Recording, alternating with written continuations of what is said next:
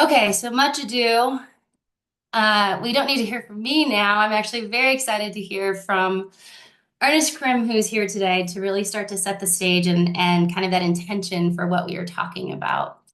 So he is a national thinker and speaker who has taken the harm and atrocities that happened to him and around him and has brought this historical perspective that makes us see that history and the resilience of our culture and our people, whoever that may be for each of us, does not have to be diminishing. It does not have to be kind of making our life smaller, but it actually opens up a world of opportunity for us to understand what has happened before us, how we've gotten to where we are, and what is that strength within ourselves to move forward.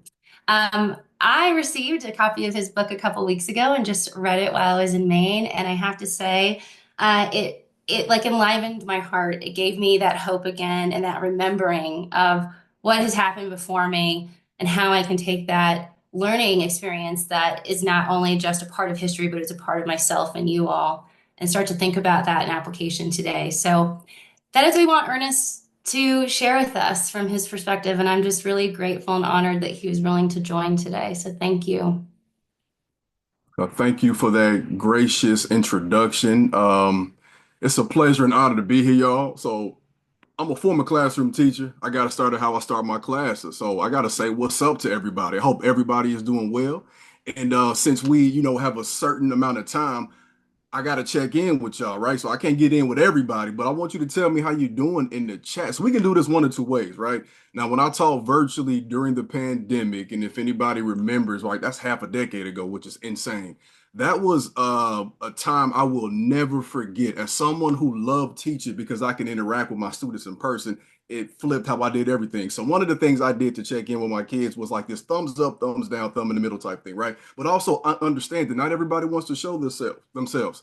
So you can also let me know how you're doing in the chat on a scale from 1 to 10, or you can check in and say you in a great mood, good mood, you're decent, or you're just not really feeling good. So those are your options right there. Let me know how y'all feeling today.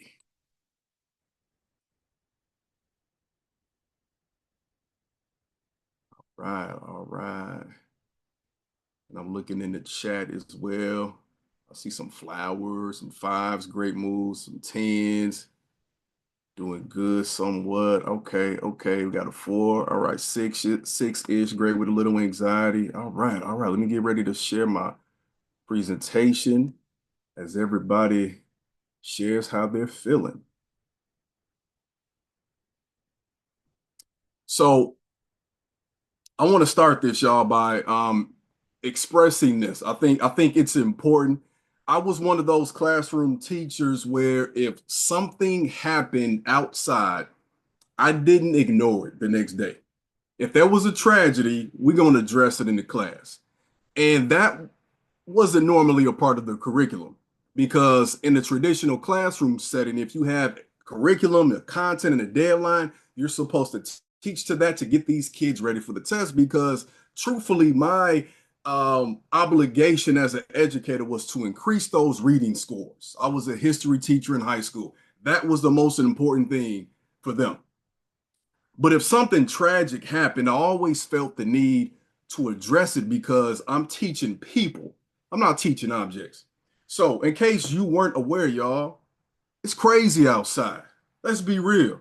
It's a lot going on right now in the world. You don't have to leave the house to know it. You feel it in the air. You know it when you touch your phone. So I just want to assure you in this moment as Dr. Gabriel Mate once said, nothing is wrong with you. Something happened to you. And it doesn't matter what your background is in this country, something has happened to you. You have been impacted by it.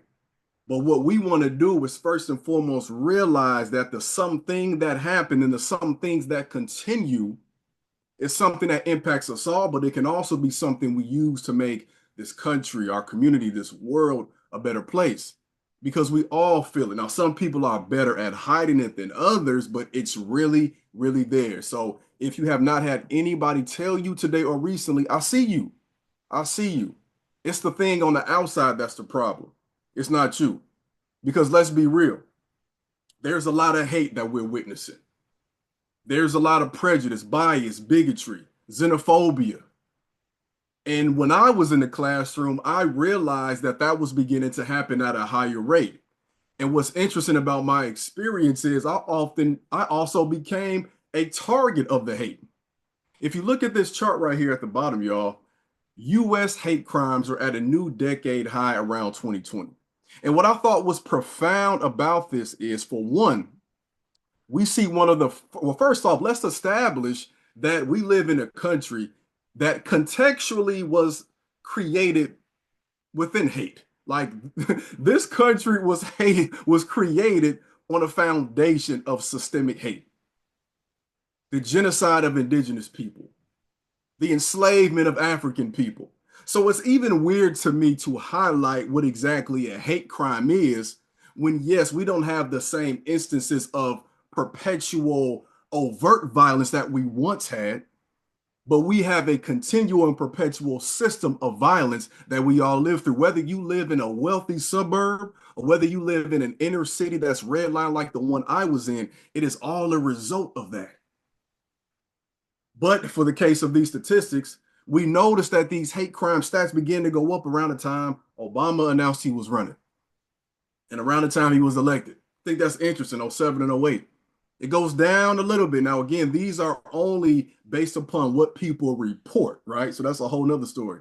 And then they go up again once he leaves office, when Trump first takes office, slightly go down, not by much, and then they go up again around 2020.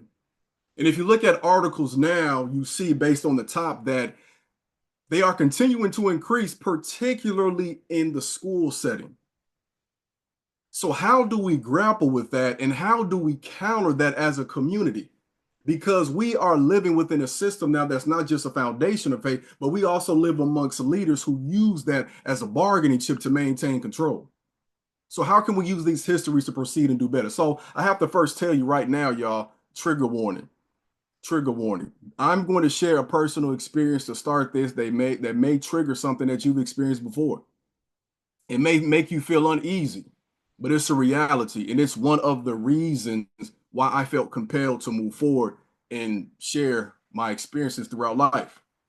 And like most things in America, like it's something really trivial that ballooned into something insane. You know, when you really think about the ways in which racism works within our country, it truly is mind-boggling. I was talking to my kids about this the other day. And when you truly talk about some of the things that were done during like the Jim Crow era, it doesn't even sound real. It's, yeah, they didn't want black people to drink from a water fountain that they could drink from. Yeah, yeah, they didn't want them to sit in seats. Yep, they didn't want them to, yep, yeah, they didn't want their kids sitting next to kids from who had different skin tones. Yeah. Like when you truly say that like that, do you realize how yeah, yeah, they, in this country they didn't want people to vote because yeah, they were women. Yeah, they didn't want women to vote. That is what we are grappling with right now, the insanity of it all. But it's a reality for us all based on these social constructs. So on July 30th of 2016, my wife and I were at this event right here at the South Shore Cultural Center on the south side of Chicago. It was a beautiful day. We were both educators and we were counting down the days to which we had to return to work as teachers. We had about 2 weeks, and it was the day before August. So we wanted to enjoy ourselves one last time before we got back in that back to school mode of August with the back to school commercials and everything. But I do have to tell you now that as a history teacher, context is everything. So July 30th of 2016, we're seeing maybe the second mass wave of the Black Lives Matter movement. We're talking Tamir Rice is killed. We're talking Alton Sterling, Philando Castile on Facebook Live. We're talking Mike Brown, Trayvon Martin. We're talking several years before then, Oscar Grant. We're talking Rekia Boyd. We're talking so many other names. We're talking Sandra Bland, who they said just so happened to hang herself in that jail cell. All of this had happened between around 2010 and 2016, particularly within that time frame. And also, too, we have the first campaign season for our current president. So hate was definitely in the air. And I will also tell you, too, when this situation happened to me, it was a couple weeks also before Colin Kaepernick first took a knee. Imagine that, y'all. It's been almost a decade. And I wonder if it was done 9 years later, if anybody would join him. or if it would still be controversial. And if our answer to that question is no, no one would join them, yes, it would still be controversial. That's all you need to know about the work we need to do. Towards the end of this event, we began to walk back towards our car because we don't live exactly in Chicago anymore. So if you ever been to Chicago, you understand that at any moment in time, it's going to be traffic. So we're leaving a little bit early, but then something catches my eye, and it's a game called Cornhole. And this game was open, and it's normally not open at cookouts like this. Now, this was a majority black function, y'all. You could probably count the white people on one hand. So this was something that for us felt like community, especially considering everything that was going on. And of course, it was on the South Side, which is majority black.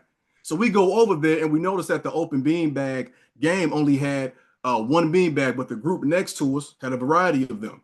Now there's loud music blaring from the speakers. We're not immediately in the area where the area where the music is playing, but we can still hear it.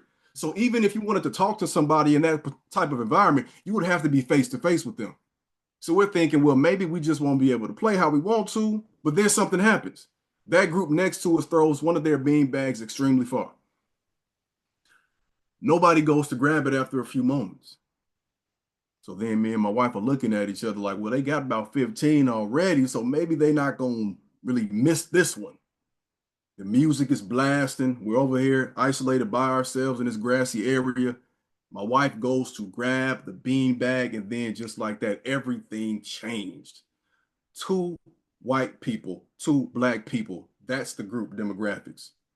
One white woman from that group who was about our age as well comes towards us aggressively, like power walking, as if she had a bone to pick, as if we stole something that she brought to the function. She begins to scream at us at an extremely high volume, so much that we couldn't even hear the music anymore. She's screaming at us about the beanbag and saying that we should have just asked to play. I immediately took offense to it. So now we're screaming back and forth, and I'm essentially saying, you're not getting this bag back. You're being completely ridiculous. From that point, she got so frustrated that she begins to call us the N word. It would appear that it was about the beanbag, but again, y'all, it's not about the water fountain, right? It's not about the seat on the bus. It's about wanting to feel as if you are superior. So she begins to call us that word. At the same time, she's calling the cops over. Now, contextually, remember what I said, what was going on in the country and what was going on. She's calling over cops who are there armed. Now I'm thinking, what is about to happen? What's going on? And to make matters worse, she does the unexpected. As she begins to walk away as if she was about to leave, she turns back towards us and she spits. Trigger warning, y'all. I want you to think about how you would feel in this moment.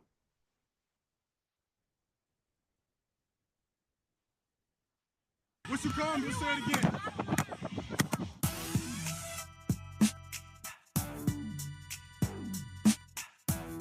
She knocked my phone. So if I hit her, what happens to me? What happens to me?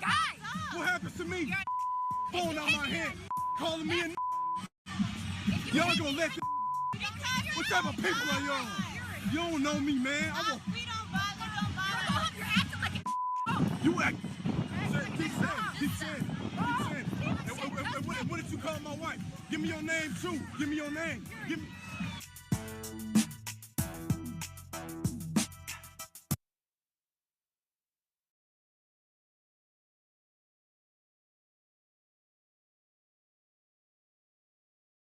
What you call me? Say it again. After I show that, I always like to give people some time to kind of just sit with it, especially when it's virtual and I can't necessarily see how everybody takes it. So I just want to give people some time to take that in because especially in this moment, it has hit me recently that that could have just happened, you know? And I could repost this in a completely different on a different algorithm and people will think it just happened. So I want to just let that sit for a moment. And if you want to explain how you feel, you don't have to, but if you want to put in the chat how you feel in this moment, feel free.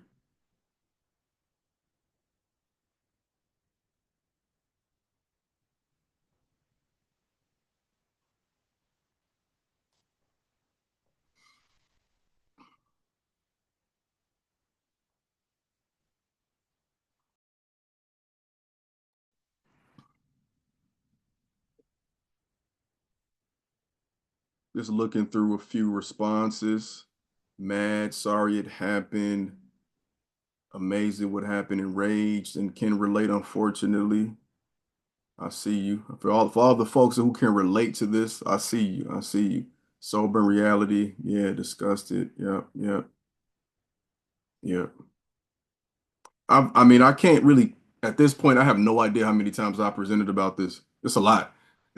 But I would say that every time I do share this, I think of it differently. I think of it differently. I've started sharing this in 2017. School started to ask me to share my experience and story with kids. It's like I said, still relevant. Sometimes it still feels fresh. Other times it's as if it's just background noise. But I think with everything that's happening now, also having, my oldest daughter in middle school, knowing about some of the things that happen in middle school, having to speak at schools who have this issue as young as third grade, I can tell you that the unfortunate reality is I'll probably be presenting and sharing this for a very long time. But that does not mean that we don't have the capacity to make it less relevant. I dream of a world in which this would be me explaining something that used to happen on a regular basis. So, with that said, how Black history can save your life using overlooked historical narratives that are being banned currently, as you know, to counter the challenges of this moment. I say that because now we have to start from this framework, y'all.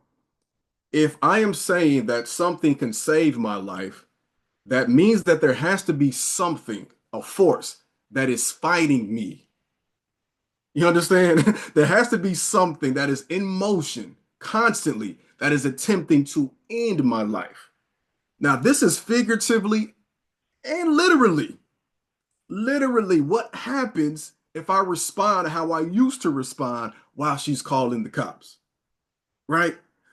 What happens in that moment if I, to me, take the bait? So that can mean my life literally ends. Or what happens if I don't know myself as I traverse through society as a Black man on the south side of Chicago? I'm a Black man. We have the lowest life expectancy in this country, literally. So this is how we do this. And I can, of course, only give you so much in the time I have, but these are some of the most important lessons I've extracted from my experience and from the book. The first thing we have to really reflect on, and again, this is going to be a lot deeper than just me showing this.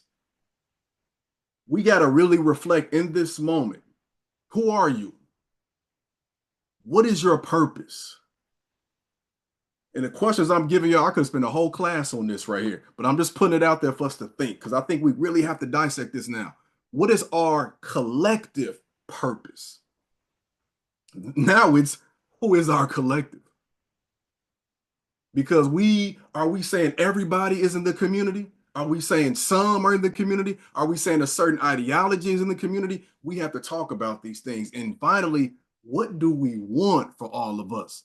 I teach history. I speak about it. I make content about it. But we also have to think about what we take those lessons for as we move forward. That's the most important thing. I don't share this because as some racists will jump in my comments and say, I'm not stuck in the past. Actually, I'm moving forward, but I'm understanding that there are certain things that happen that we have to extract and filter out from that moment so that we can use them moving forward. Because through every time period in our country's history, there were collectives of people that had it figured out. It's just our government never has. So the first thing we have to do, from my perspective, from my studies, from my experiences, we have to affirm ourselves in our community. I put all of these points, these three main points, as affirmative statements, y'all. I will affirm myself in my community. Why is that so important? Because when I opened this presentation, I said nothing's wrong with you. Something happened to you, and everybody felt it. I ain't even had to see you when I know you felt it. Because the first time I heard that phrase, I felt it. I ain't even first hear from Dr. Gabriel Mateo. I heard that from a black therapist who heard it from another black therapist. Shout out to Resma Menicum in his book, My Grandmother's Hands. I highly recommend y'all buy that book right there. That's who I heard it from. So we take this for granted because most of the affirmation books I know about, I actually, in fact, wrote one there for kids. Most adults think they are a finished product and don't need it. We think that once we leave the toddler stage or infancy, or once we go to middle school or high school, maybe we don't need that anymore. No, you need to tell yourself you're great because you wake up in a country every day where they telling you you ain't ish. And things saying it to your face, it's the policies they're implementing. It's the money they're taking away. It's what they're making illegal. It's what they're doing to black and brown bodies, the negligence, the disrespect, the overt way that the law is being ignored. As I grew up on the south side of Chicago, y'all, I learned this firsthand because I grew up in an environment that was very enriching in my community. I would say in some ways it's different from now, of course, because anything pre-social media is going to be different, but there was a strong sense of community. There were gangs, yeah, there was a lot of stuff going on in Chicago at the time, but all of our immediate neighbors knew each other. And even if we fought, we came back together. If I went home after school and didn't have my key, I could stay with a neighbor. If we were missing something from the house while we were cooking, my mom could call on her neighbor. But when I began to go to a white school on the southwest side, something occurred to me. I was being bussed. I didn't know, I didn't have the terms yet, but I realized at the end of the day, I, me and my other black friends were all getting on the bus, but all my white friends are walking home just like that. Like that's the image we had. They're looking at us. They don't know what's going on. The school isn't teaching us that when I started going there in 1993, that 25 years priorly, white parents were protesting, not in the South, but in Chicago against black children going there. They staged a counter protest. They were throwing things at families, throwing things at kids, throwing things at white counter protesters to their counter protests. That's what happened in that community, but they wouldn't even teach you that. Just so happens we're being busted, right? It just so happens we don't live together, right? These are the things that are not affirming me. So if I don't have somebody in my life telling me that I am great and these circumstances do not define me, then what do I become? When I'm in first grade, my first grade teacher would repeatedly call home. This lady would call home and tell my mom that I was bad in school, that I was a bad child, that I did not have any type of respect or whatever. And I just couldn't sit still. I couldn't sit down. And I remember, and of course, I didn't experience this myself, but my mom would share these stories with me. And as an educator herself, she told me that one day she just completely lost it over the phone. This lady called and told her again how bad her son was. The same child who me, I was always one of the top ones in the class academically. Part of the reason why I got in so much trouble, y'all, was because I always finished my work first. That's what, when educators see black boys, they don't often see that though. They don't see that maybe this child is rambunctious and doing a lot because one, maybe his intelligence is not suited for sitting down the entire day because that's not normal for a child or anybody really. They see this child fits the stereotype that they have implanted in their mind already. So when you call my mom and say that, if she doesn't have a strong sense of self and sense of who I am as a young man, then she might buy into it. So the first place I have to be affirmed is at my house. My mom in that conversation counters that narrative by suggesting kindly, ever so politely, this book right here by Dr. Jawanza Kunjufu called Countering the Conspiracy to Destroy Black Boys. And I can tell you from what she told me that that woman never called the house again. If we don't have that affirmation, then what becomes of me? The same child who goes to school every day and only sees white figures, the white president, because that's all we had at that time in the 90s. If I don't also have a house that I go to where I see these images right here, for instance, of Mansa Musa, then I don't know the potential of who I can be. Because then I realize that when I go to school and all we talk about are white male leaders, I know that's counter to what the truth is. Because as America will teach it, y'all, and we have to really watch this, it's more so in this generation about what's not being said explicitly. Because it became less popular and politically correct to use that word in public. So now we have to make sure we are for sure treating them that way. Make sure they don't see themselves as heroic. Make sure that is a fact in school and the fact in the media, as you can see with this statistic right here. Because it's not just the parents who are the first teachers, it's the media, it's the tablets we give them, it's the movies. the TV shows, the YouTube channels. It's not even just you not being present in the image. It's when you're there, you're a sidekick, an accessory, a magic Negro, or as you can see here, you're 13% of the population, but 60% of the gang members, the gangsters, the gang bangers, and the thugs, which speaks to why Ryan Coogler is so powerful in this moment. And no, I haven't seen Sinners yet. Don't be mad.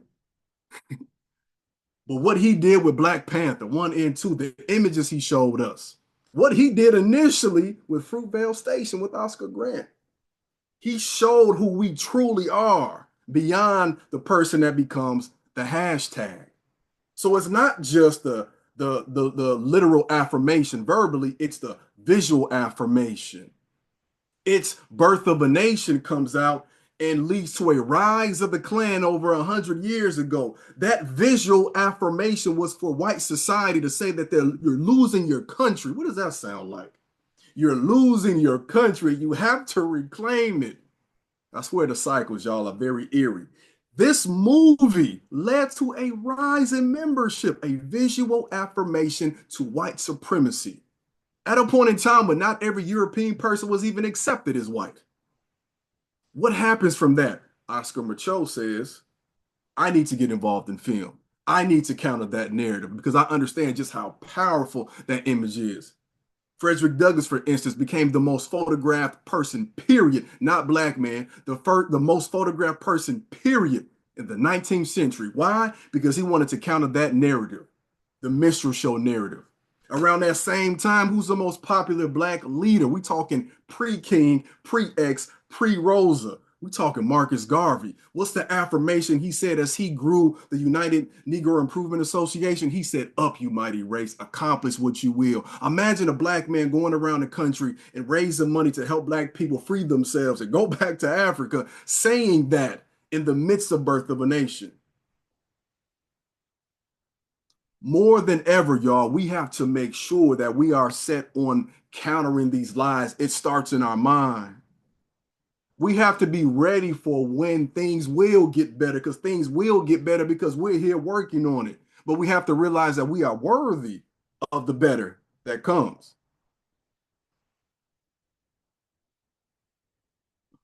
One of the most important affirmations for me, and this is also in my book, is if you don't know who you are, anyone can name you. And if anyone can name you, you answer to anything.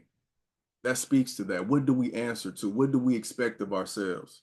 What do we expect of our young people who will one day be in our position? I was reflecting on how when I was a little bit younger, I'm a millennial, everybody was blaming millennials for everything. Like it was all the millennials' fault. For like almost 20 years, it felt like ever since the year 2000, it was millennials, this millennials, that. We eventually, it seems like all become that old person that blames the younger generation. And what it boils down to is we don't want to take responsibility in the time we're here. So we blame the younger folks for not doing what we never taught them. So what do we do as I begin to wrap up? What do we do, y'all? We affirm ourselves, but then also too, I always tell people you got two options in this. There's nuance. I'm a great type of person. There's always nuance, but in this world and where we living now, you got to choose. Like we gonna agitate or create. We can do both, but you got to figure out your strength. What do you prefer to do? Agitate. You might be the person that works within a system who has access to things, and you agitate within. You might be the person that's better at creating things, right? We talking now. We're looking at Booker T. Washington. He's gonna say create. W.E.B. Du Bois. He's gonna say agitate. Agitate. Malcolm X create. But the reality is we need both. And we need both in harmony. Shoot, we talking agitate. Yo, what is that? I'm gonna get the numbers wrong, but in 1968, we had black students in the North, not in the South, in New York, protesting against quote unquote Jim Crow at Columbia University. They were planning to build a gym for Columbia University in Harlem, a black neighborhood, and have separate entrances. What did these students do? Student activists and community members united to agitate and ensure it wouldn't happen. They protested. They sat in a week-long campus takeover. This is what they ain't teaching in school. I know because I was in school too. And I know because I taught. We ain't had this in the curriculum. This is what they ain't teaching. These students took control. They wanted to not just do that, but stop the flow of their tuition money being used to commit genocide against the Vietnamese people. I promise y'all, you can't make this up. It's like we're in cycles right now. We're in cycles. In October of 1963, over 200,000 CPS students and parents, mainly students, walked out, sat out, and marched and protested against underfunded schools and segregation, mainly underfunded schools and segregation. My parents lived in this. When schools got too crowded, they didn't decide to improve the conditions. They did not decide to help them go to other schools. They put them in wagons called Willis wagons. They were mobile homes attached to the schools. They took control. They took power. This ain't in the curriculum because that's what we need to know. Agitate. We can create too because now more than ever, what's the excuse? Back then you had to have a building. Now get a Zoom link and create your own school. Hamilton Day School was the first African-American private school in Chicago, founded in 1946 by three Chicago public school teachers. All they did was combine their names. They sat on the bus and talked about, we got to do something about it. I'm sorry I could not find an original picture of them, but I felt I needed to show y'all something. Something. Don't that picture look real? I needed to show y'all something about them that represented these beautiful black women. I don't know why I couldn't find a picture. But however, they put their skills together. And their school, their small private school, was outperforming white schools in the state too. Agitate, create, y'all. We agitate, create. Who on your team is going to do what? And where do we start? We can start at the front, we can start at the top, but I say start at the grassroots level and build your way up. Build political power at the grassroots level first. Or have somebody who focuses on the federal level. Have somebody that focuses on the state level. Have a friend that focuses on the county level, the city level, and you do the neighborhood and the school board level. Agitate, create. Junot Diaz once said, what makes this hope radical, because we need radical hope in this moment, y'all, is that it is directed toward a future goodness that transcends the current ability to understand what it is. Radical hope is not so much something you have, but something you practice. It demands flexibility, openness, and imaginative excellence. Radical hope is our best weapon against despair, even when despair seems justifiable. It makes the survival of the end of your world possible. Our radical hope could have imagined people like us into, I'm sorry, I'm saying it again, only radical hope could have imagined people like us into existence. And I believe that it will help us create a better, more loving future. If you agree, let me know in the chat, y'all. Give me something in the chat with that right there. We need radical hope. We know the days look dark. We know it looks grim, but we have to have, if we have a choice to make, as long as we are here, as long as we are breathing and looking and talking and here in this moment and being as humans, we have to make a choice. And that affirmation, that agitation and creation can't become a thing unless you have radical hope that it can happen. Because if ever I feel like this is the worst possible thing, all I have to do is just really remember what it was like 200 years ago for people here. And if they had not continued to agitate and create, then we might still be fighting against slavery. Understand, slavery ended because of a war, not because people said, you know what, this is wrong. And they fought to keep it for the next 100 years. And what are they fighting for right now, y'all? What are they fighting for right now? So we affirm, we agitate and create. And I'm going to leave y'all with this, y'all. We have to seek joy intentionally. I'm going to show a couple seconds of this because I got to get off here, but I just want y'all to see what I mean by seeking joy intentionally. I'm about to frolic. Oh my God! I'm frolicking. And tell me we was frolicking. What? Oh, we frolicking? That's what we do? We frolicking? Let me get my frolic on. Oh, oh. God, I know we was out here frolicking. We frolicking, huh? We frolicking. The frolic on. I wish I could just show that on a loop. I remember coming across that when I first got on TikTok a few years back. The amazing thing about TikTok, even though I have so many complaints about it, is that it allows us, as long as we can get through that algorithm, to counter these narratives, right? So what I mean by seek joy intentionally is in this moment, if you are here, you already engaged in this fight, but you have to remember to help yourself. You have to remember to love and laugh and enjoy where you are in this moment and enjoy this creation. Like sometimes I just go outside at night and just look up and look at the stars, right? It gives me radical hope. It makes me realize that all of the things that are an issue here, it's because we created it as human beings. This does not have to be the way. When I say black men have the lowest life expectancy, the black suicide rate is going up amongst our kids more than any other group, y'all. That is a product of a design that is intentional. That is not what it's supposed to be. So when we take the time to take care of ourselves, that could include taking naps during the day. I've started doing that a little bit more. Taking breaks from social media. I've started to do that a little bit more. Taking weeks off at a time. Starting my days with some stand-up comedy because I got to laugh before I cry that day. Go outside and exercise. And you know what? We should listen to our toddlers. If you got toddlers, what do they do all day? They play. They take a nap. They eat snacks and they laugh all the time.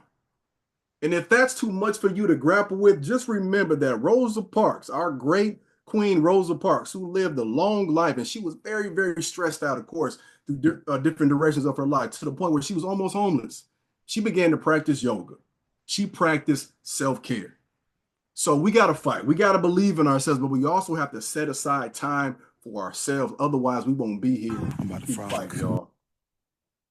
Thank you for listening. This is how we use Black history to counter the struggles of today. Affirm ourselves, agitate, create, and find joy. Please feel free to unmute yourself and give some love. Share it in the chat. Thank you, Ernest. Yes, Great job. Ernest. Thank Great you. job. Great job. Awesome. Thank Yes, you. thank you, Ernest. Thanks, y'all. I appreciate it. I'm inspired to go frolicking right now. I want to go put my feet on grass and frolic You knew right that was now.